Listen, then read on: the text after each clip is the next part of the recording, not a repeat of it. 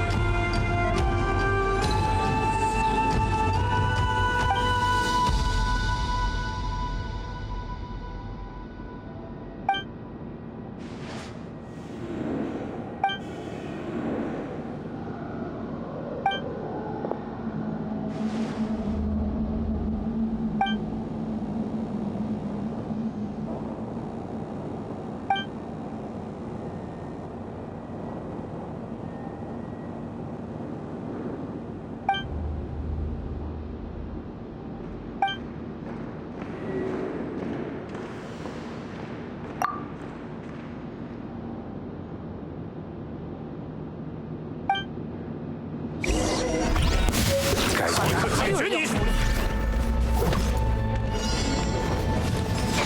急如赤令！打倒你！让世界热闹起来吧！夏洛丁为您报道，看镜头，宝玉换剑！一流。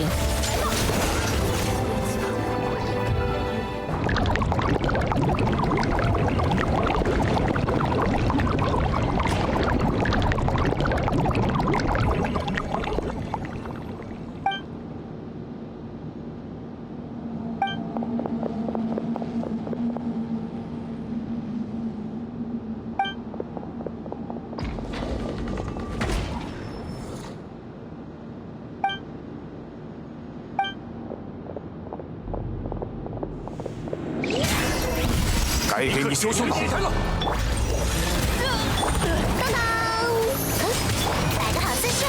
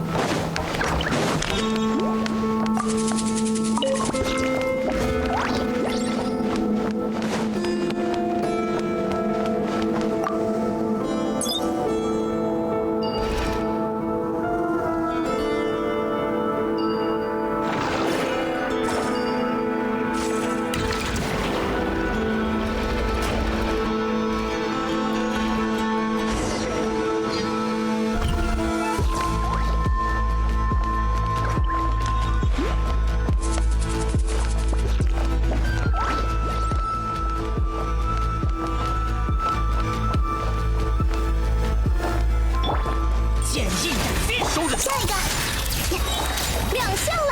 束手无策吧！静默。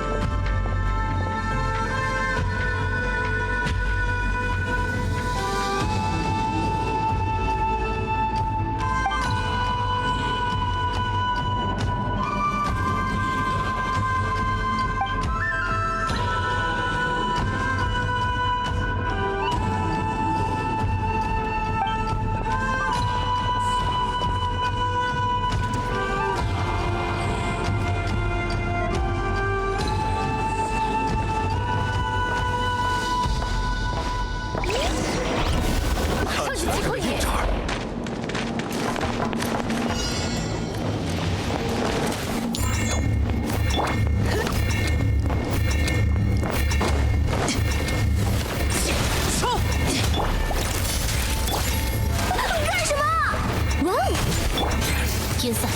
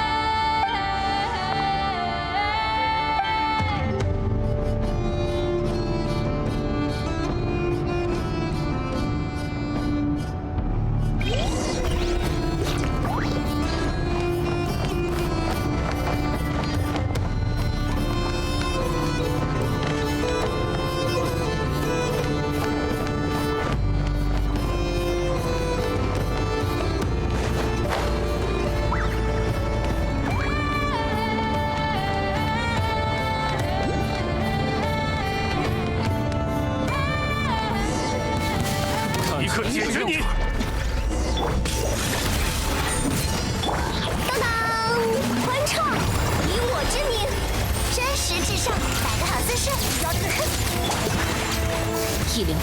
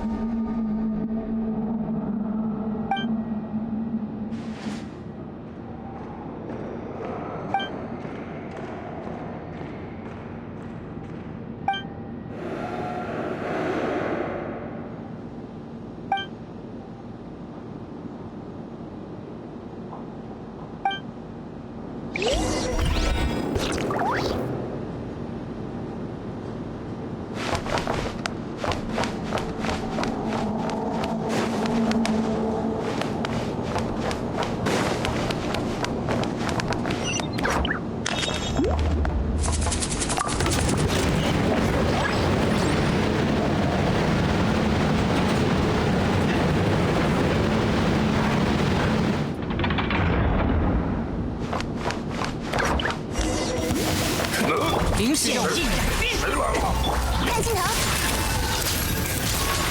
为我歌颂。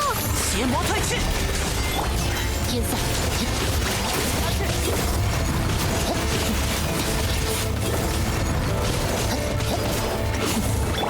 急如赤令。爆炸行为，下一个，亮相了。静默。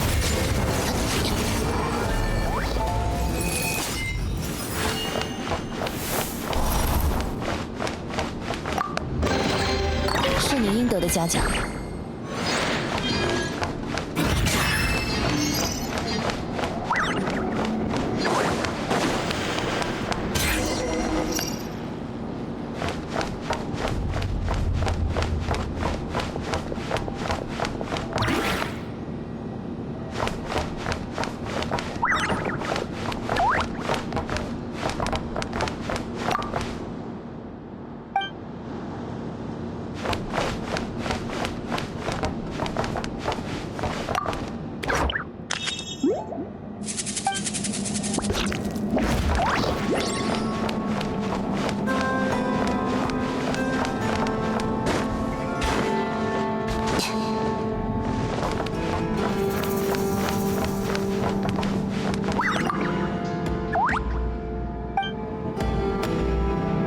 世界的影子，它一直在那里，永远不凋亡。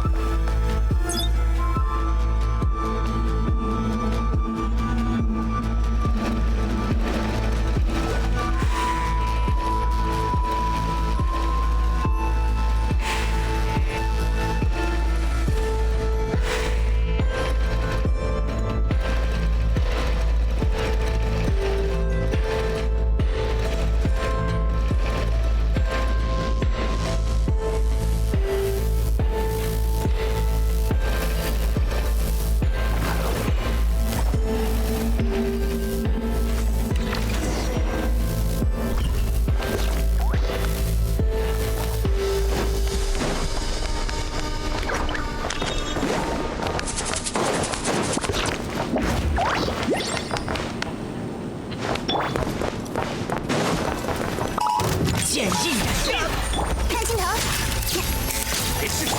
为我歌颂，让世界热闹起来吧！宝印换剑，天散。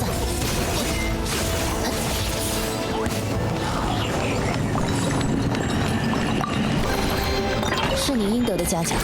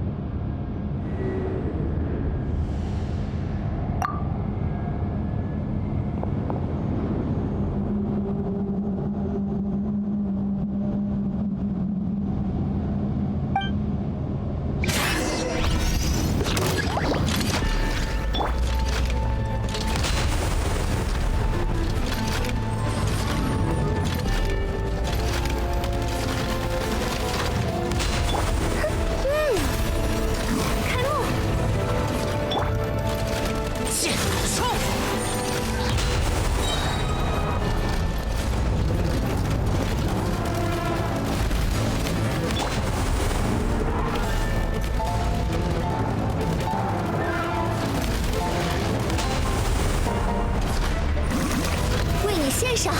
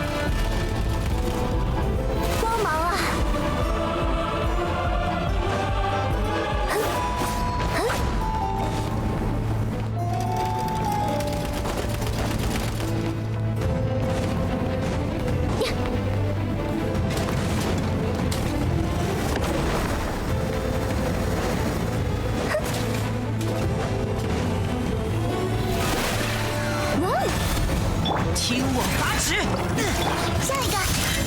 陷了地，为欢唱，以我之名，邪魔退去。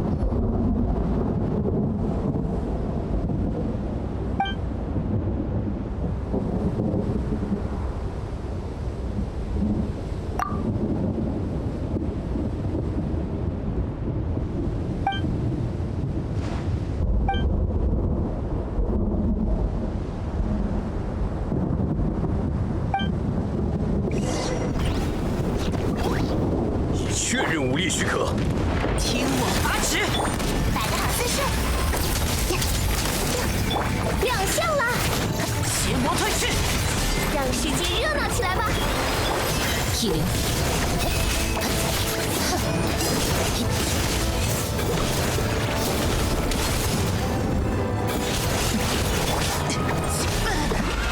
剑劲斩冰。下落地，为您报到。下一个。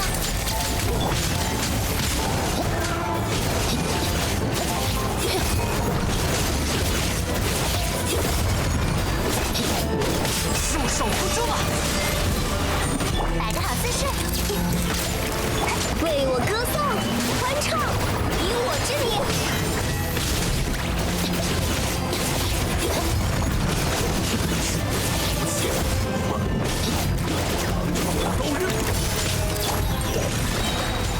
邪魔退去。让神兽也一入之境了。当当！爆炸新闻。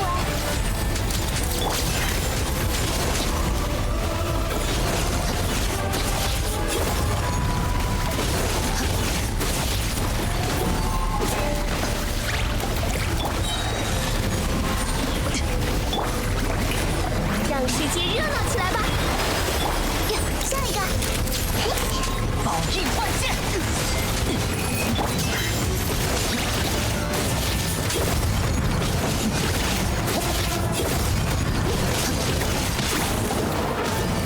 听我拔指。为我歌颂，邪魔退去。真实至上。静默。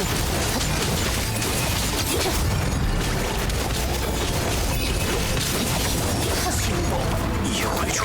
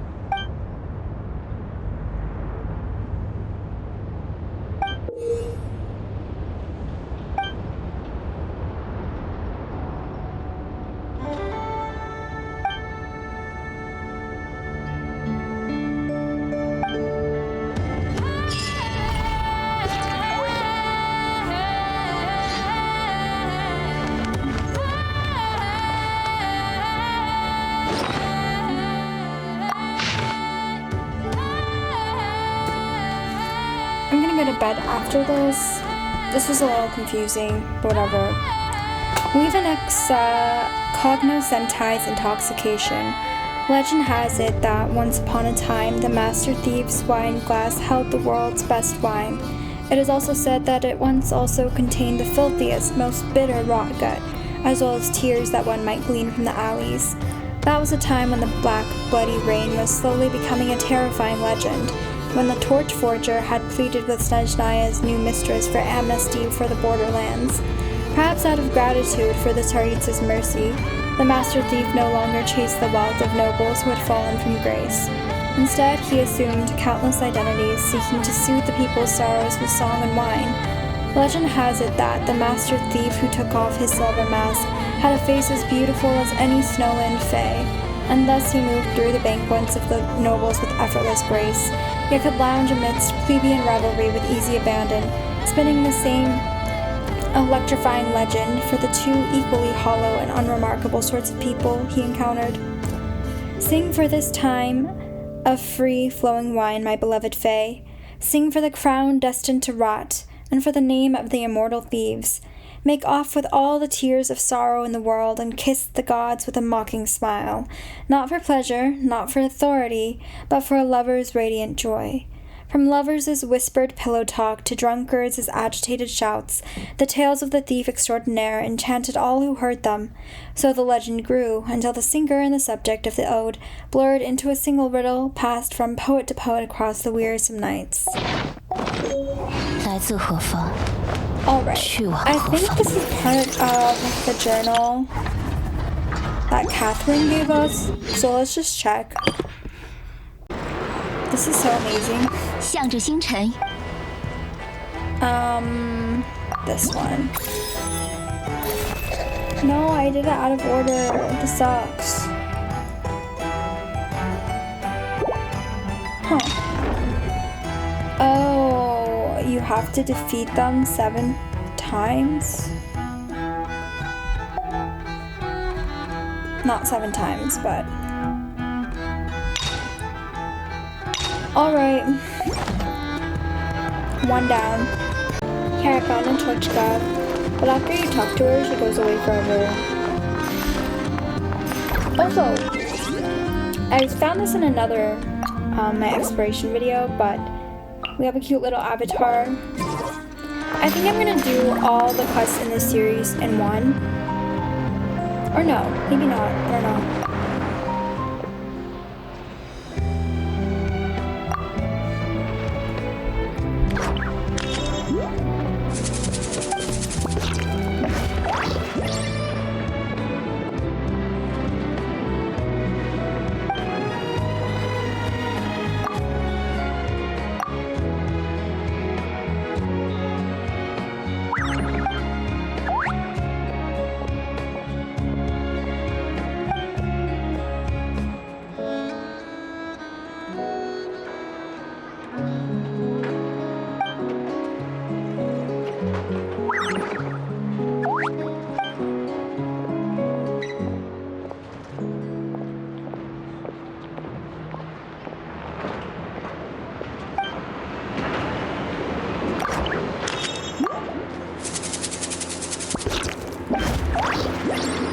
记一会儿吧。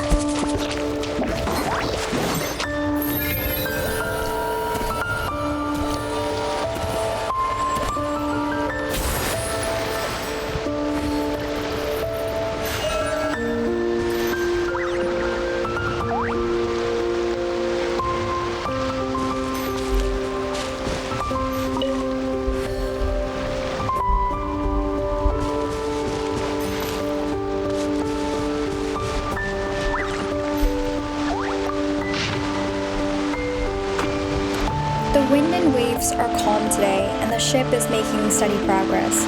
For the moment, everything is normal. We should reach port in 20 days.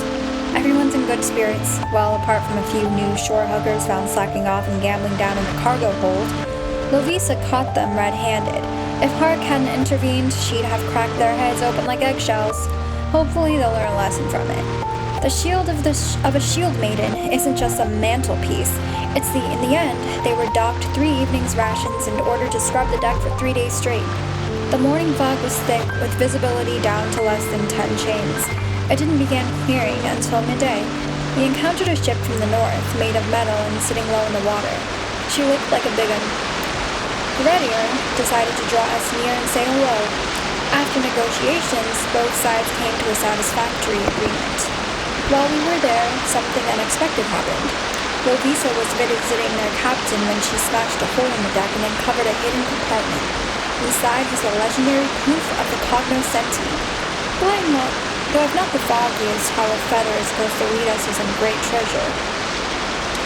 We've almost arrived at those notorious waters. There's something not quite right about these winds, and the waves grow ever more turbulent. Everyone on deck needs to stay alert. We've given wine and bread to the sea, but Redditor is still worried, so he made an offering of Mora and even some iron coins, though where they came from is beyond me. Hopefully it's enough to guarantee safe passage.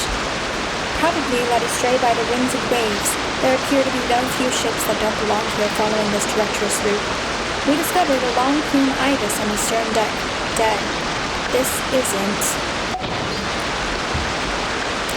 I have a feeling something bad happened. Alright, I'm trying to look for the quest.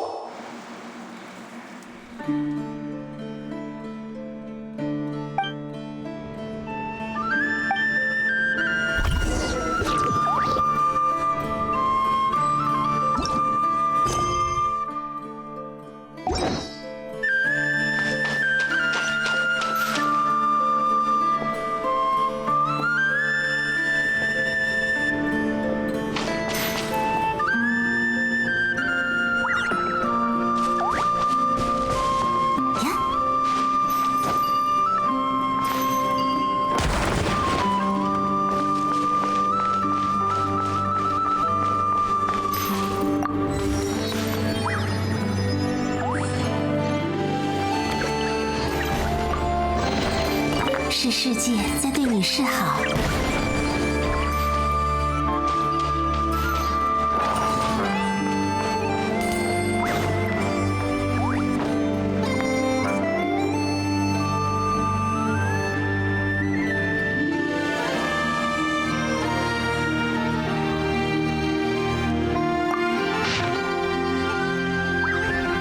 I found an awesome new job. It's not like I've never worked as a private tutor before, but Nod-Krai's upper-class families, well, you know what they're like. But Miss Salome is totally different. Every gesture of hers radiates the elegance of true nobility. Though her elder twin sister, Salomea, is a bit more mischievous, but what child doesn't love pranks at her age? I do hope they'll grow closer. To see these young ladies blossom into perfect gentlewomen, why, it would be my greatest pride. When I was tucking the two darlings into bed, they begged me to sing Mama in the Sheepfold for them. It's not my favorite lullaby by a long shot, but with its most quaint lyrics. But since the girls like it, I guess all's well. Thankfully, my fever had abated by this morning, otherwise I might have missed boarding the Fosgrin, and then what would I do? How could my two little sweeties go traveling alone without their tutor supervision? I'm still not sure how I caught that flu. I've always been meticulous about health and hygiene. Wouldn't do to infect the children, you understand. Salome has been in a foul mood all day, but she won't say why. When I was tucking her in at night, she covered her head with a blanket and turned her back to me with a harumph. Is she mad at me? Or uneasy at being away from the comforts of home, I'll wager. Sweet little Salome. Though, well, she's a different story. She apologized to me on behalf of her sister and told me not to take it to heart. As though I could. The only thing in my heart has room for is love for these two children. Good heavens! A terrifying thing happened today. A passenger was attacked after dinner, and no one knows if they're alive or dead. I took the children straight back to their rooms and put them to bed. Once they were asleep, I went to check the situation at the scene. The damaged cabin had already been hastily repaired, but there was still water on the floor. Something, who knows what, had smashed through the hole and snatched the passenger away. At around midnight, the captain held a meeting in the dining room to explain the situation. There was nothing we could do for the missing passenger, so for the sake of everyone else's safety, the Fosagrin would leave these waters as soon as possible. I went back to check on the children. Their cabin sits toward the center of the ship, so as long as they didn't leave, they would be safe from whatever lurked outside. Perhaps due to worry, I hardly slept a wink. I got up to check on the children, only to discover they weren't in bed. My heart seemed to drop for a moment. I ran up to the deck to find the chief mate and had him inform the captain. He gave me a very peculiar look, as though he thought I were insane. Not that I cared how he viewed me. All I could think of was the children's safety. After about 10 minutes, the captain arrived. His tone was reassuring as he told me he was organizing a search. He assured me the children must have gotten curious and decided to explore the ship. He said there were only so many places they could be. It wouldn't take long to locate them. He completely ignored whatever beast it was that had taken that passenger and was probably still nearby. It appeared the children's safety was in my hands. I scoured every corner of the ship until I finally found Salamea beside a cargo crate in the hold. Thank the stars! He seemed surprised to see me. I rushed forward and embraced her. Poor Salamea was wearing nothing but a thin sleeping gown. Her hands were freezing. I took off my coat and wrapped it tightly around her. I rubbed my hands together and cupped her shivering cheeks, asking her if she knew where her younger sister was. She looked at me with an expression I can barely describe, but didn't say a word. After a long while, she raised her hand and pointed at the cargo crate behind me. It was locked from the outside. When I opened that crate, I swear my heart skipped a beat. There Salome was, curled up on the floor. She must have been weak from being stuck in that airtight crate for so long. I stretched out a shaking hand and held it to her face. She was still breathing. If we'd have gotten there any later, I don't even want to think about what might have happened. After taking Solomon to the ship's doctor for treatment, I spent forever putting Salamea back to bed. The sky was already beginning to brighten, but I didn't feel tired at all. My mind was racing, trying to think what had happened. Who had locked her in that crate? What had the children done to warrant this sort of treatment? This is long. My belly hurts. The ship's doctor said Solomon needed more time to recover, so I returned to the children's cabin. Salamea was awake. I knew it might be too cruel for her to think back to what had happened, but I had to get to the bottom of the night's events. But when I asked, what she told me shattered my heart. Even now I can scarcely believe it. As I write this, my hands are shaking. It was Salamea. It was Salamea who locked her sister in that dark prison of a cargo crate. This wasn't just some prank. This was something far worse. She had to be punished. No matter what else may have happened, nothing could ever justify doing something so horrifying. Salamea cried as she begged me to forgive her. She said if she hadn't done what she did, Salome would have left her. She claimed that Salome was the child of a fae, that she wanted to return to the world of her people, that the monster that took the passenger was probably Salome's kin. Nonsense! Utter blather!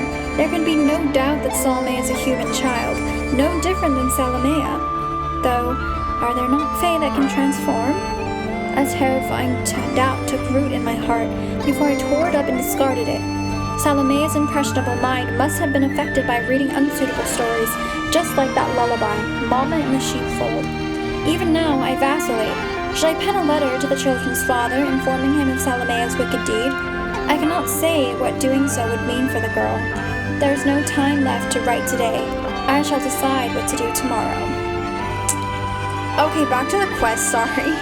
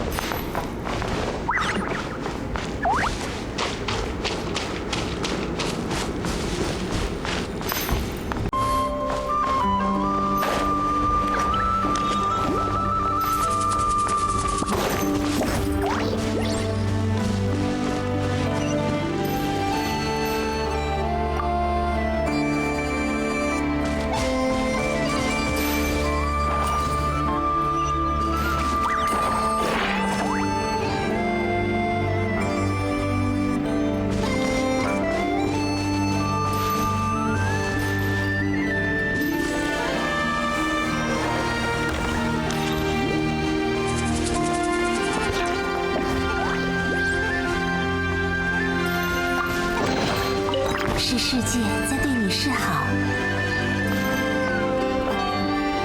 即使不在夜晚，即使看不到天空，月光也从未消散。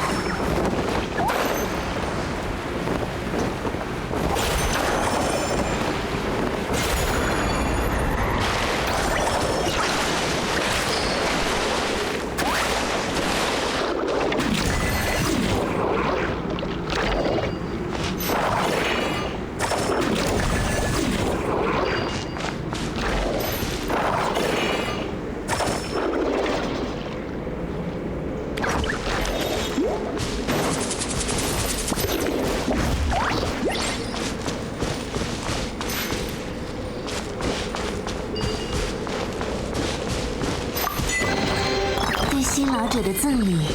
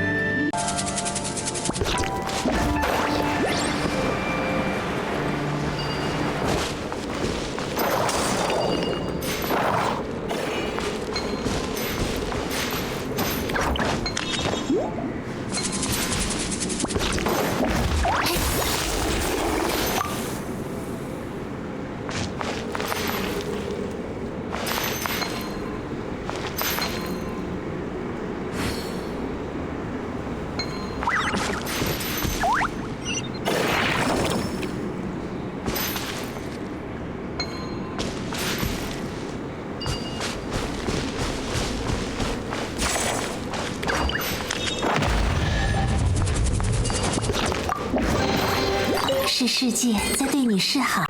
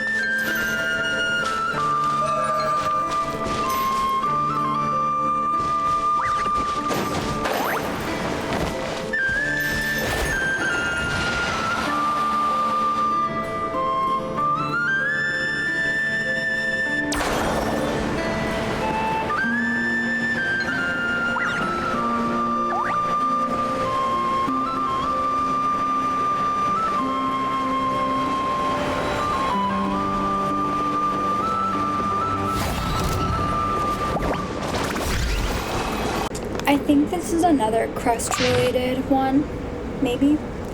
Victims: MZ Pelikanov, loan shark, died a violent death with multiple stab wounds. VT Yakub, head of the Black Spruce Trading Company, died in a freak accident buried by an avalanche. Suspects: IK Dmitry, former rail worker, lost everything due to Pelikanov's exploitation. OV Kozlov, second in command at the trading company, has had recent disagreements with Yakub. The two suspects with the most compelling motives both had airtight alibis, stymieing the investigation. However, precisely because their alibis are so perfect, it raises suspicion that someone else is going on. Two apparently unrelated cases, but with motives linked to the suspect in the other case. This can't be a coincidence. Dmitry and Kozlov come from vastly different backgrounds. Their lives and social circles have no overlap. There was no clear thread to connect them. However, upon investigating Dmitry's associates, I discovered that when he was working as a locomotive engineer, Kozlov also served as an ordinary crew member on the same line. Clearly, Kozlov was not proud of his job, and he concealed this part of the past when he joined the Black Spruce Trading Company. The two were reunited by chance during a train breakdown and, due to one's past grievances and the other's desire for power, agreed to work together. Dmitry used his inside knowledge to manufacture a natural avalanche, staging it as a tragic incident, while Kozlov used his own tried and tested methods to lure Pelikanov to an abandoned warehouse and kill him. Fools always believe they can cheat fate. There is no such thing as the perfect crime. There are only imperfections that are yet to be uncovered. Chief Stalinov and Mr. Shesternin were scheduled to meet on the deck.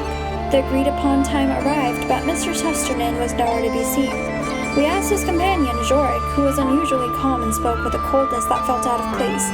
He claimed to know nothing of Mr. Shesternin's whereabouts, but when told his cabin might be searched, an almost undetectable sense of panic seemed to flash across his face before quickly donning a mask of concern. He took great pains to emphasize Mr. Shesternin's obsession with machinery and attempted to convince us that his absence was coincidental. My intuition tells me he's lying. I hope this matter can be concluded before we reach Neustadt. Alright, and then I defeated this, deer, and this is the last one, I believe. Better be the last one.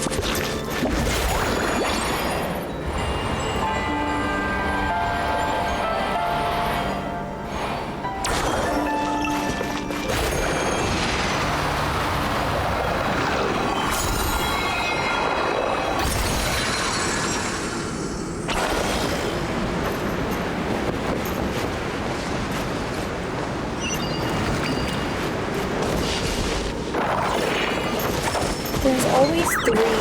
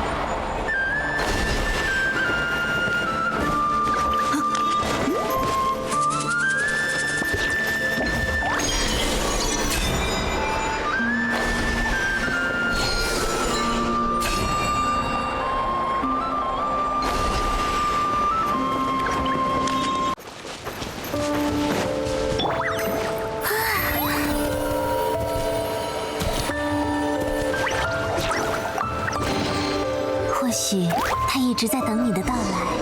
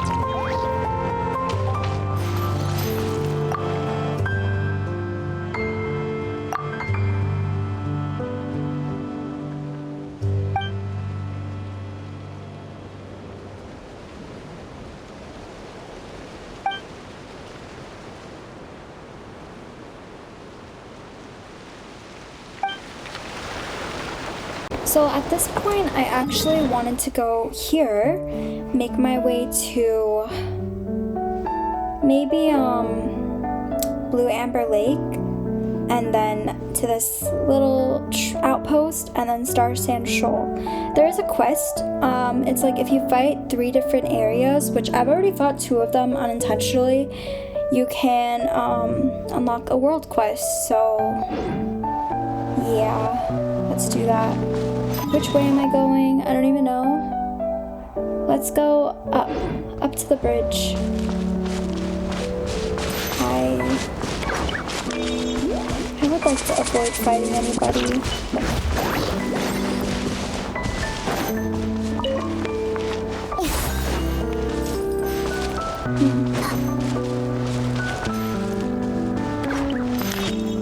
Maybe, I'm wondering why it's so hard to find the bridge. Because it's all the way down there, huh? In that case, I'll have to take a leap of faith. How? Oh, okay. I need to get a Kuhenki.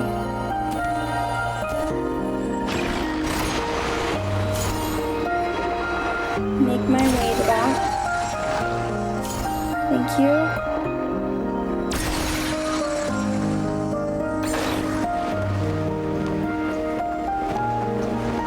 I'm wondering why this thing's all the way down here. I actually was here before, prior, and I didn't have enough keys to unlock the shrine, but I sure do now, so I'm gonna go get it. And the Rhinoculus. I wonder if it shows. Yeah, it does show. Thank you. 或许他一直在等你的到来。 And then there's... What is it? Please.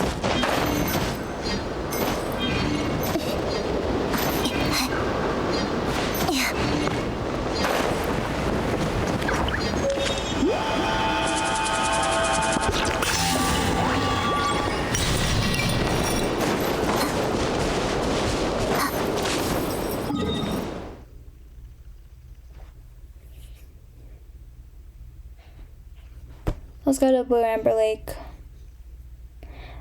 I think typically I should have gone like that way, down here, up there, but whatever, let's do the Blue Amber Lake. I want to get out of the way. Oh, and there's a world quest in the middle of it. It's that series quest. So I'm going to be very careful in case I trigger a cutscene, but you know what?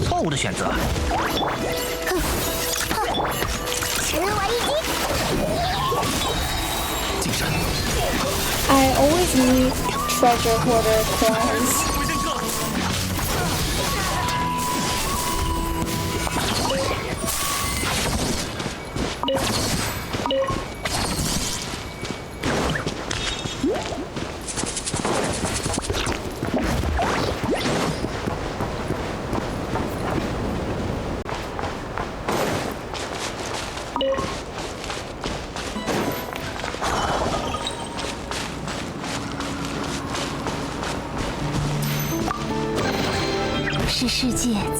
Like a gift.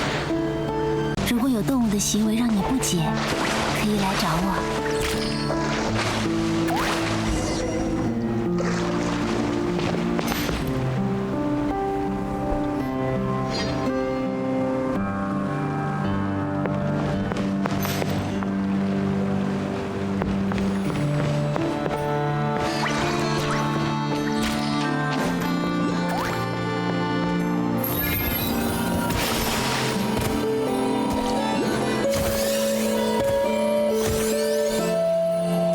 I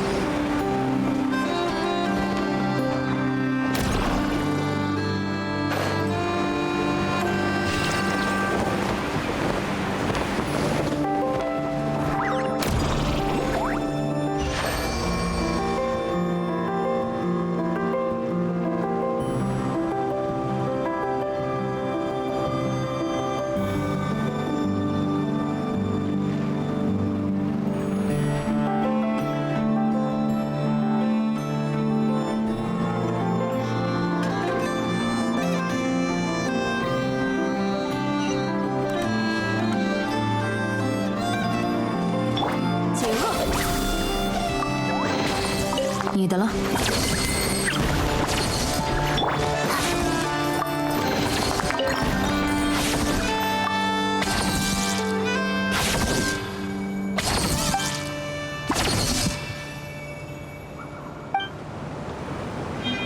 There's a note over here, messily scribbled notes 4. This is all meant to fulfill Tanette's wish. I do not wish to say that this is her final wish, for I hope it is not so. I have told her every story I know, and even some I do not, but invented to comfort her. Tolfin often comes to see us, and though he is little good at it, he does his best to tell her stories he can barely get through telling, such as, it is a sight more marvelous even than a rainbow, the aurora that hangs in the night sky, that you can only catch sight of it very rarely, even in the northernmost reaches of the northernmost of nations. They say, you know, that you'll find treasures at the end of a rainbow. What great prize, then, awaits those who can climb the vivid satins that come rolling down from the very heavens? I remember that as Tanette heard this tale, the candlelight flickered as if a gentle breeze was blowing through. She said, her voice like a sigh, that if only she had heard the story earlier, she might still have the strength to go to that northernmost of nations in the story to see those dreamlike satins in the sky with her own eyes. It's all right, child. It's all right. I'll bring you those satins such that you can see them.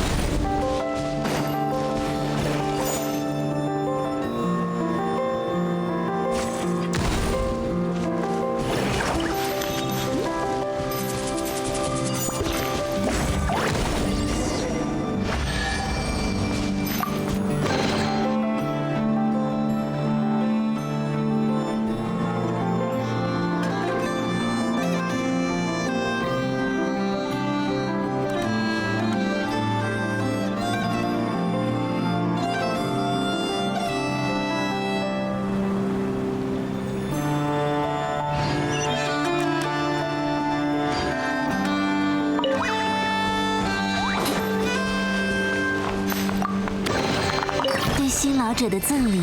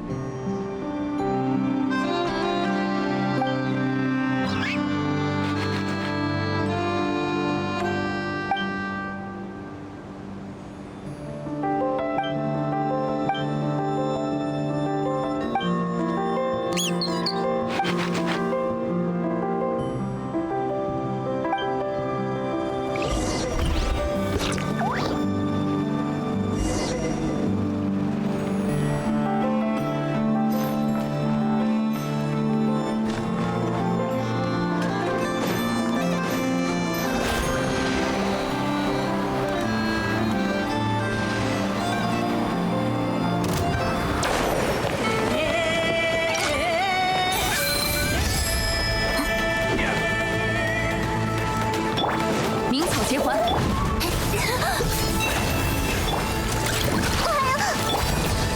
接好了，还没干完，猎人成了猎物。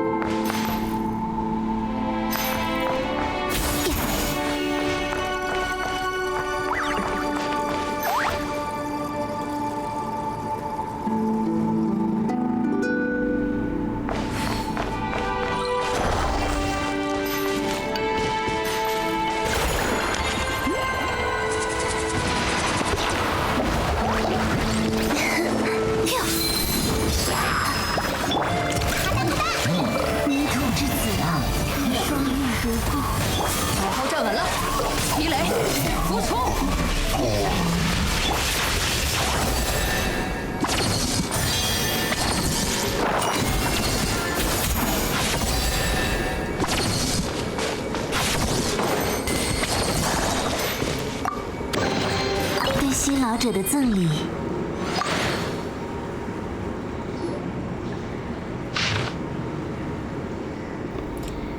Ned's illness has taken a turn for the worse. Daniel has taken her to see the best doctor we can afford, but to no avail. We dared not give her the diagnosis in full, but she had already guessed it. Clever, all too clever, that girl. Sometimes I wish she were not so. Perhaps then a smile could yet prevail on her gaunt face. Poor child. I know she has a difficult temper and does not love to speak. Those sudden outbursts of rage surely stem from the sickness's torments. The light in her eyes flickers like a dying candle. What must I do to keep that feeble flame alive? Ned has grown so ill that she can no longer travel with the caravan. We have decided to make camp at the Blue Amber Lake. Here lies an underground warehouse left by our Khan knows who, one that contains quite a few so-called legacies of the Golden Age. That suits me perfectly. I have had the underground space modified into a workshop, something that Daniel and the caravan members also helped greatly with.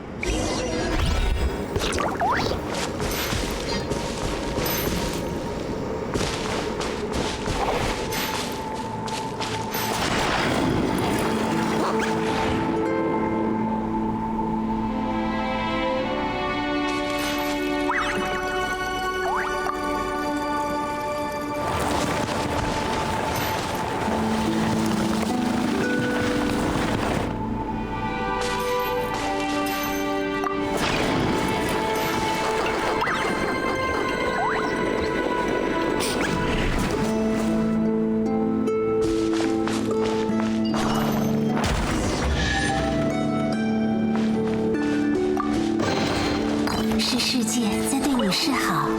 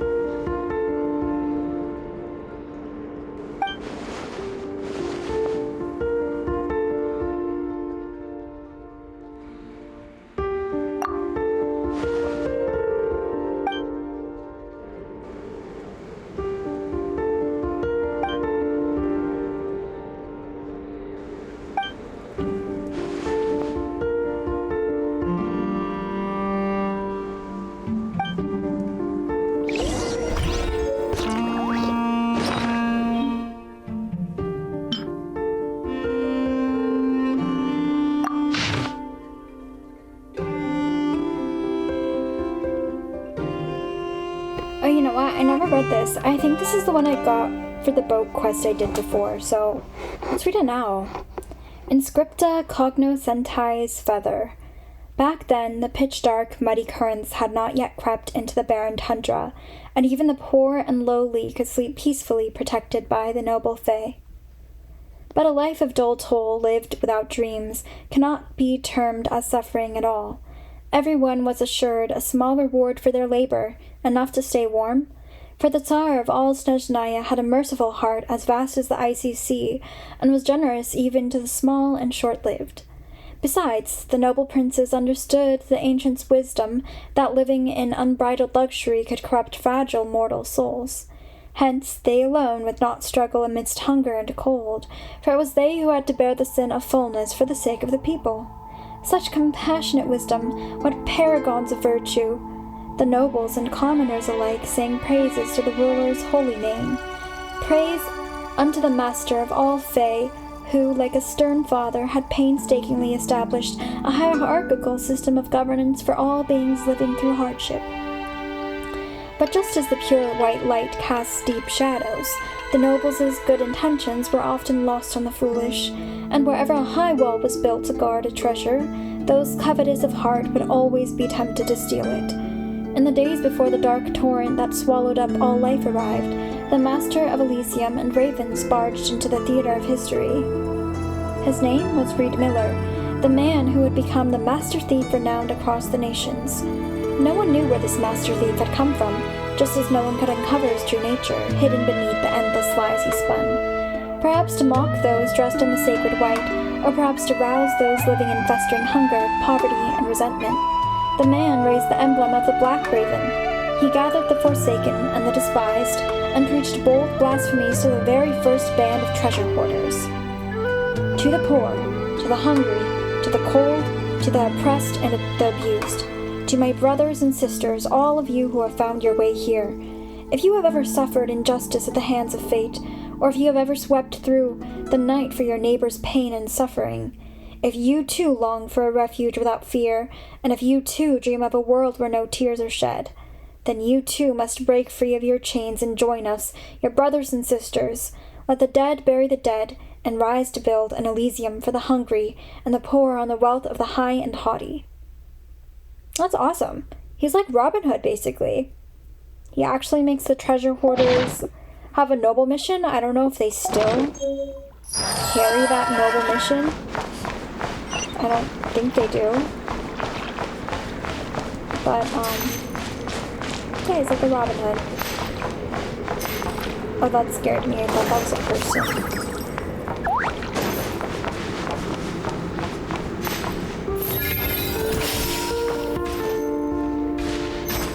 Oh, come on.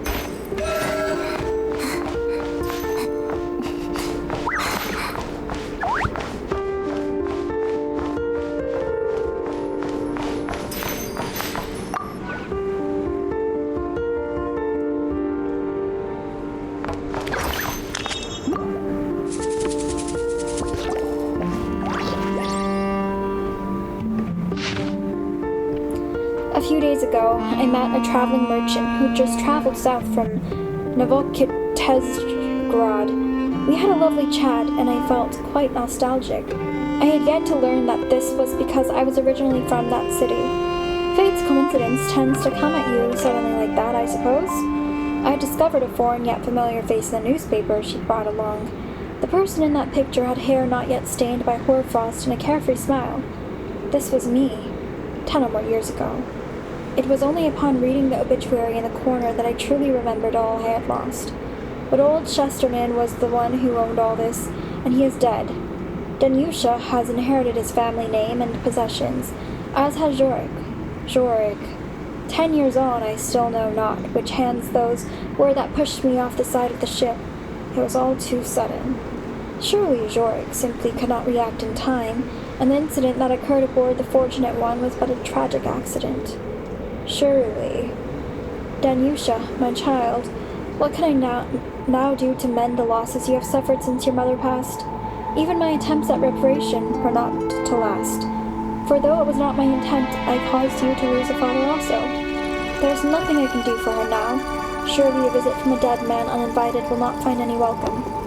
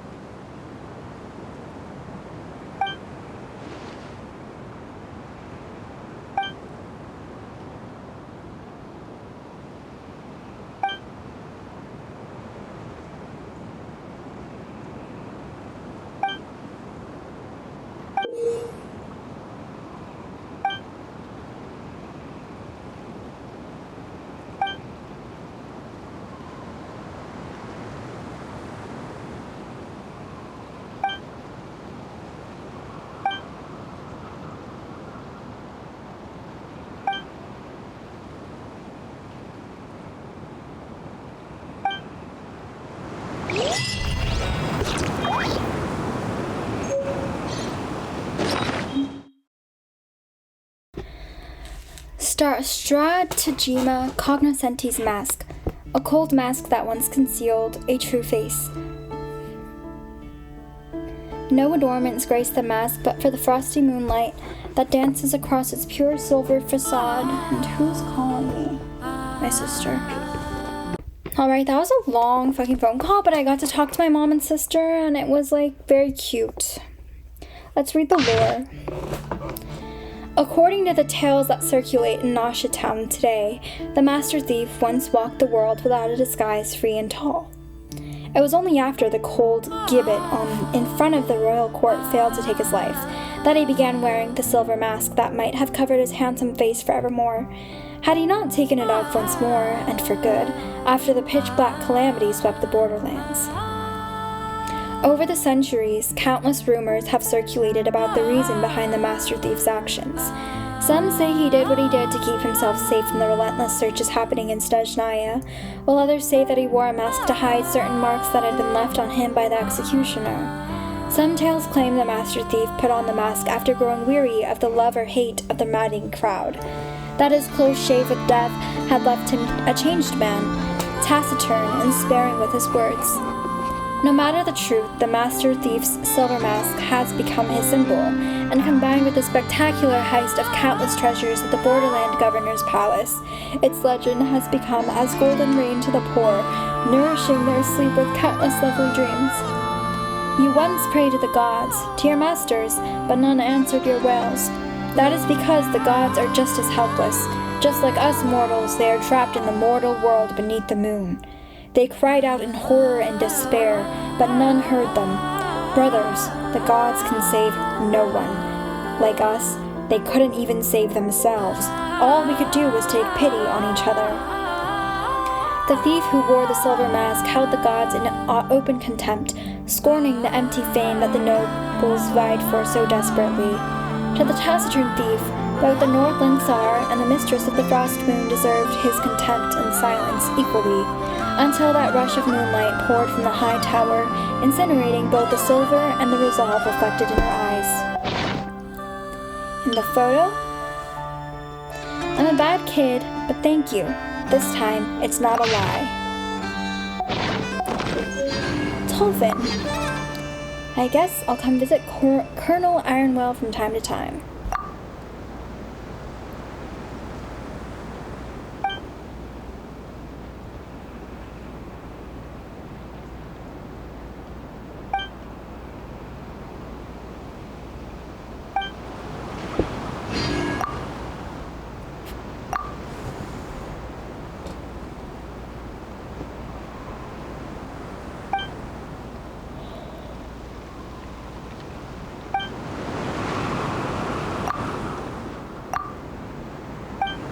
I wonder where the other two people went. I'm sure I would be able to find them.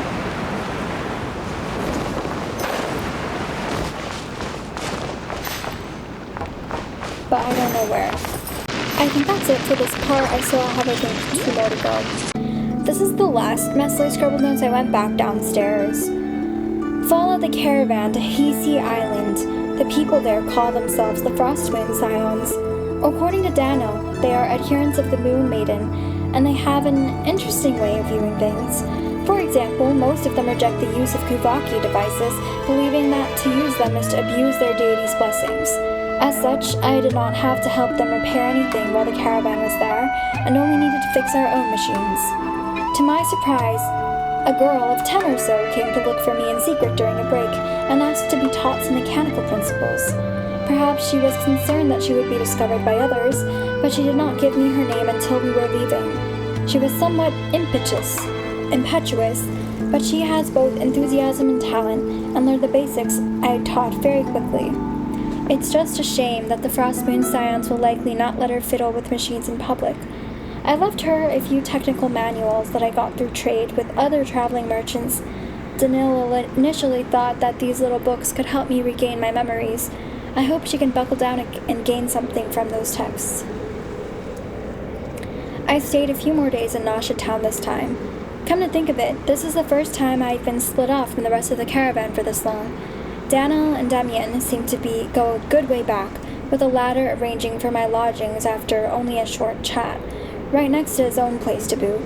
I'll be inconveniencing him until Daniel and the others get back from Nod-Krai, but Demian doesn't seem to mind at all. In fact, he wound up speaking to me about machines quite a bit, starting with the origin of the name Papa Wrench. It's a bit embarrassing now that I think about it, since he clearly picked that topic just so I'd have things to say. I say it's no wonder he's in sole charge of the flagship here in Town despite his youth.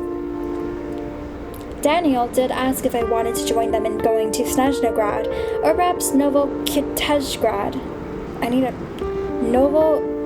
Novokitezhgrad. After all, that's where my technical skills are from, so it's likely that I'll find my identity and pass there as well. However, as a nebulous unease kept me from going. I do not know what it is I fear. Perhaps it is to do with my lost memories or with some incident I encountered. Seeing my hesitation, Daniel made the call for me. He even took care of everything else, just as he has done for me all this time. Not that there's any point bringing up any of my unfortunate past. I don't remember them, but I will say this. That meeting with Daniel and the rest of the caravan was in no wise misfortune. If not for them, I would have lost my life long ago out there on those shallows. They took me in when I had nothing, while I can do so little to repay them. Nasha Town is home to many children, though I dare not imagine their circumstances. But then again, as with me, what they might need is neither sympathy nor pity. Indeed, just writing these 2 words almost seems to bring someone's arrogant face to mind. Still, I'm glad that they at least find my stories interesting, though that might be down to the candies I've brought. I've learned that trick from Daniel, by the by. Always bring a few in your pocket, just in case. Amongst the kids, however, there is one who is more interested in the tools I always keep at my hip than any tale about Snegorochka. When I asked if she'd like to carry one in her hand, how her eyes sparkled. Katya, the Speranza's boss, takes a great care of these kids for the most part, and she rather gently gave us space so that I could tell this girl I know about the techniques in which I have much skill, the art of communicating with machines. It seems that just as I am lucky to have had Daniel and the others take me in, these children have found a fortune that belongs to them. Even in a world filled with such terrible tragedies, there are so many kind people. I quickly found that Aino is not only interested, but stunningly talented at working with machines. I have taught her how to distinguish the material make of gears, calibrate pressure indicators, and adjust safety valves, and she has proven not only quicker to learn than the rest, but also capable of inferring other knowledge from such lessons. Watching her working away with tools still too unwieldy for her, turning scattered components into intricate devices, I'm truly happy for her. She's a diamond in the rough, but even so, she already shines with a radiance all her own. Daniel and the others have finally returned to Nasha Town from Snezhnograd. It's time I packed up my things and made ready to travel with them. A right shame it is that I cannot stay here for longer. This must have been recent though, because Aino is still a kid. I don't think she's one of those immortal lollies. I found Dainusha. 这可不是能随随便便探索的地方。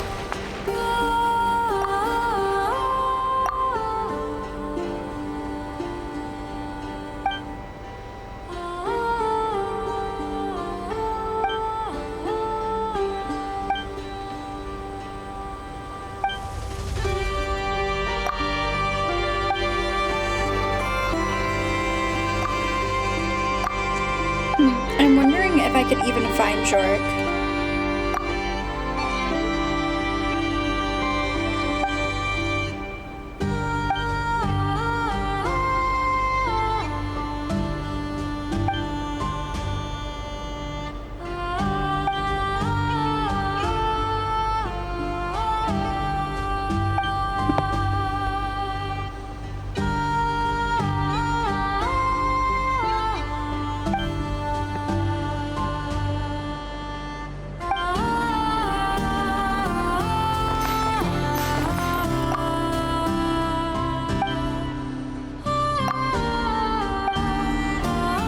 I'm exploring Hisi, and I found Tolfin.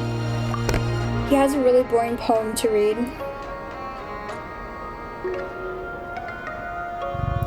See, the campfire yet burns warm, and the tale hath but scarcely begun. Let the winds through forest boughs and over the lake's heart sing for us, bearing the echoes of ages past and sweeping the weariness of your travels away. Then shall we weave the chapters left undone, that they may become the hope with which we greet the coming dawn. This song I raise in honor of the valiant warriors who battled the things of darkness, and in tribute to all present here. Hear me sing of the Beli Tsar's expedition, and of the sacrifice of princes and heroes alike. Day by day they battled the hounds of the god of darkness, the valiant warriors of Kitej, their shouts held back by the desolate plains, their golden shields spanned the open wilds. The earth did roar like rolling thunder, while arrows rained from storm-dark Ciri's skies asunder. The children of the god of darkness pressed near, seeking to encircle the forces of Snezhnaya with fear. At noon on the 7th day, the banners of the Beli Tsar fell in disarray. Beneath thundering hooves, black soil drank the crimson spray. Thirst bent their bows, and sorrow choked their quivers drained. Grieve not, for the valorous fallen, nor fret for the tides of time. To wash away our Lord's dishonor, rise, brothers, in unity, repay with blood the brave who bore this crime. And the next song, another tale of Reed Miller, the legendary thief of 5 centuries past. After all, there are just too many tales about him, almost as many as the treasure hoarders lurking around this land. From the north the bitter wind doth blow. Through the huts of the poor it ever howls. From the north the bitter wind doth blow, and were it not from yon cold north, whence else should sorrow flow? From the north the bitter wind doth blow. From the north the bitter wind doth blow, and ever lingers worldly woe. The lords boast high of gold and gain, yet care not for the hungry, the cold, the pained. Then came the legendary thief like a whispering breeze, swift as the wind, vanished as mist among trees. From the north the bitter wind doth blow, and still the world knows injustice so, yet legends endure to not ebb but flow. From the north the bitter wind doth blow, from the north the bitter wind doth blow. Reed Miller ever masked his face, no wonder, for a thief of his renown, yet some claim to have glimpsed his true countenance. Perchance the truth lies hidden within the next tune. 'Tis said the thief once walked the world unmasked, his gentle smile remembered even by children of the wayside. The cruel gallows took not his life, yet he donned a silver visage, and his words fell silent evermore. Some say he veiled his light and hid his ways, while others claim beneath the mask he was no longer the robe of golden grace. The great thief spoke no word of his designs, yet in quiet shadow he let the needy taste the glint of gold. A dark and dreadful doom swept over the land, and from the high tower poured the moon's pale hand, that melted forth the silver mask he wore. Since that fateful hour, though veils be gone, the sorrow in his gaze could hide no more. This next song, well, it holds a certain meaning for me, perhaps because it also tells of Reed Miller, the legendary thief, yet also a poet in his own right. Amber wine trickles slow into our waiting cups. Come, let us toast the cawing in the night that refuses to fall silent. The first cup to the heartbeat no noose could stifle, soaring high like a stubborn, untamed ideal. The second to that gentle valor which entrusts life and death to the soil, meeting the malice lurking in the dark with fearless grace. And the last I keep for myself. When the first 2 cups are spent, may the music of my lyre send courage forth into every heart not yet grown cold. To we bards, the god of wine and song is ever the guardian of every tune we spin, so let this next melody be my gift to his realm. May the winds of freedom bear you safely onward, my friend. The bards do strum their strings, not for feast nor bright revel. The wind bears their song over lofty walls, piercing the proud and high-born. Mark well, the towers of old shall crumble with wind and time. This storm-forged tune of iron and defiance sings for every hero's struggle. She is the flute of Fontaine's blade dancers. She is the cry of Natland's gladiators. Those strings may split, though the songs fall silent. On every street, at every window, she still hums her tune. If someone plucks out your tongue, you can still sing with your eyes. If someone blinds you in both eyes, you can still see with your ears. But if anyone dares to steal your song, the freedom you yearn for, that alone shall never do. This song I dedicate to a Yaksha of the land of Glaze. As the abyss rose to devour the people, he leapt into the fray, charging alongside the warriors, yet never did he return. Xiao. For Xiao. Disaster arrived in the land of glaze, and a horde of ancient foes came surging forth. The Millelith warriors held a rear, striving only to carve a lifeline for the people. Stone spears pierced the darkened tide, fulfilling Rex Lapis's command. The Yaksha, worn and near collapse, pressed on through blood-stained cliffs. To hold the battle line, the fantastic compass was strained, both foe and ally alike. In a fleeting moment, the Yaksha's wits returned, and he saw that the comrades beside him were not those of old. Ere his passing, he spoke his name, bodacious and trusting the cherished memories of bygone companions to another. Alas, all things must wither, and all gatherings part. Blood and time sink together into the hidden veins of stone. Mountains and rivers may shift with sun and moon, yet the harbor city endures in steadfast peace. The hero is gone, and his deeds remain steadfast as the unyielding peaks. Friends, let wine set your cheeks aglow, for I sing not of kings enthroned, nor of monks in their laments, but hark, a tune of Uzzah and Shimti sweet. Let not sorrow linger, lay down your grief. Al-Ahmar's palace lies buried, unknown. No slaves' pastures, no roses of kings are grown. Like snow on the desert, cold and brief, it blazes a moment, then scatters to grief. Mortals chase the sun and the desert's pride, while gods to their lovers grant heavens wide. Yet sweeter by far rings the drunkard's cheer than all their vain promises whispered here. Pour deep the wine, my friend, and sing till fair Padisara's bloom shall spring. When in the endless oasis it flowers again, my love shall return to be mine till the end. One cup of wine, one crimson rose, life slips away as the sand that flows. Yet on the vine, through sun and rain, the grapes still burn with a ruby flame. The next tune I raise sings of the leader of the Loch Knights of ancient Fontaine, the knight Arañez, whose eyes gleam like the sea. Tales of knights, wicked dragons, cunning wizards, and a holy blade are told and retold, for in Fontaine they are ever renowned. Oh my gosh, we're really doing every nation, but whatever. We're in this far, so let's lock in. Hearing the envoy's intent, Knight Cudanin of Dunair flew into a rage, ready to strike down the one who dared propose marriage. But Knight Arañez, with eyes like the bright sea, held him back and addressed the envoy who sought to wed the Capitoliani musician to her. O envoy of King Remus, tell the noble minstrel so, mine heart I give to this fair land, and none else shall it know. Until the unjust and tyrants can harm Fontaine no more, I shall marry none, nor be claimed, my heart belongs to these shores. This song tells of a tale sung far and wide in Atlan. Children of men and saurians alike joined in heart and hand to smite the Python king, Khan, who had strayed from the god's path. First to arrive were the forebears of Nod-Krai and Sakuk, a maid as fair as the green Quetzal's song.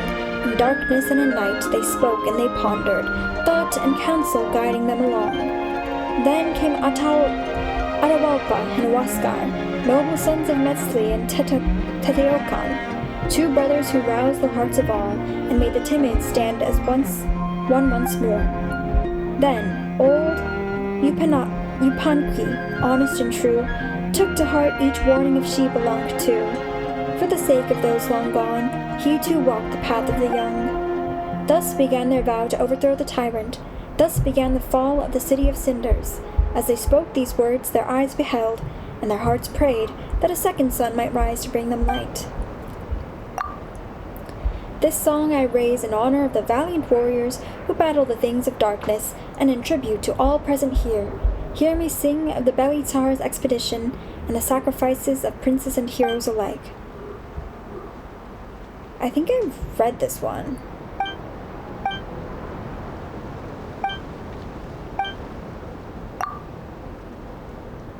Okay, yeah, it's all reading over. Okay, thank God. That's all. And his little Huggins. Silent as ever. Back to regular business.